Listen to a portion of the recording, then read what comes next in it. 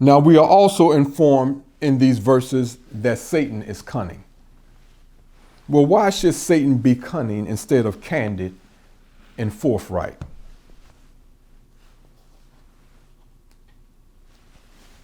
Well, what is cunning? Cunning is skill used in a shrewd and sly manner, as in deceiving, craftiness, or guile. Well, those skilled in producing shadows over legitimate governments must be exceptionally cunning to get away with it. Well, what is a shadow government? And what is the reach of this shadow? Well, let's start with the first question, what a shadow does. Well, a shadow is a dark figure or image cast on the ground or on some surface by a body intercepting light. You have light, somebody step in front of the light, you see their shadow because it's covering you. Well, a shadow that is cast over a government disallows that government to function in the light of its constitution. That's how you know it's a shadow government. This shadow also prevents that government from functioning with due transparency. So its citizens are not able to assess the dealings of its government, especially when significant policies are crafted and approved by a small group of people in secret. So a shadow government finally is defined as such. The shadow government, cryptocracy, secret government, or invisible government, is a family of conspiracy theories based on the notion that real and actual political power resides not with publicly elected representatives, but with private individuals who are exercising power behind the scenes, beyond the scrutiny of democratic institutions. According to this belief, the official elected government is subservient to the shadow government, which is the true executive power. Some of the groups proposed by these theories as constituting the shadow government includes central banks, Freemasons, intelligence agencies, think tanks, organized Jewry, meaning the organization of so-called Jewish people, the Vatican, secret societies, Jesuits, moneyed interests, globalist elites, and supranational organizations who seek to manipulate policy in their own interests in order to serve a larger agenda that is hidden from the public. Okay, so you want to say that the notion of a shadow government is a conspiracy theory. Well, these entities are not ethereal. They're absolutely real organizations and groups. Therefore, when we investigate the effect of the influence that these shadow-inducing groups have on U.S. foreign and domestic policies, then such effects are not theory. You can say it's a theory, but they're reality. Well, let's consider a few of these effects based on these entities theorized to cast shadows over the U.S. government. Well, let's start with the Federal Reserve. Is it not a private bank? The private central bank responsible for printing currency and setting interest rates and other fiscal economic policies that control this nation's economy? Well, as a private bank, it shadows over the U.S. government. Why? The decision makers have competing interests, private interests, and the policies set through the Federal Reserve have reflected special interests. I don't need to go into details. There's plenty of books written on that. And over the years, Congress has tried to pass rules and laws for more transparency in the Federal Reserve. So is the Federal Reserve a conspiracy theory? How about the effect of intelligence agencies and think tanks on U.S. foreign and domestic policies?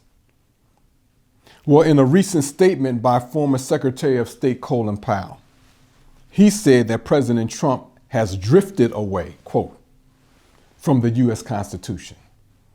President Trump, of course, being a fighter, rebutted that former Secretary of State Colin Powell was responsible for getting us into the disastrous Middle East wars.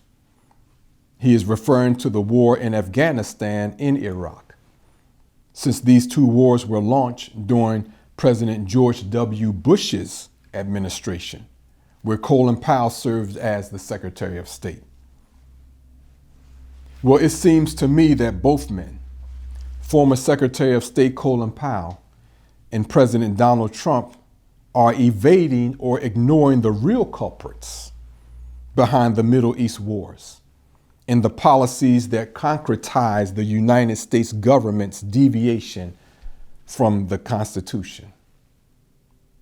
One chief culprit appears to be the American Enterprise Institute for Public Policy Research. Well, let us consider this so-called think tank, whose members have influenced intelligence agencies such as the CIA and the FBI, and also many president administrations.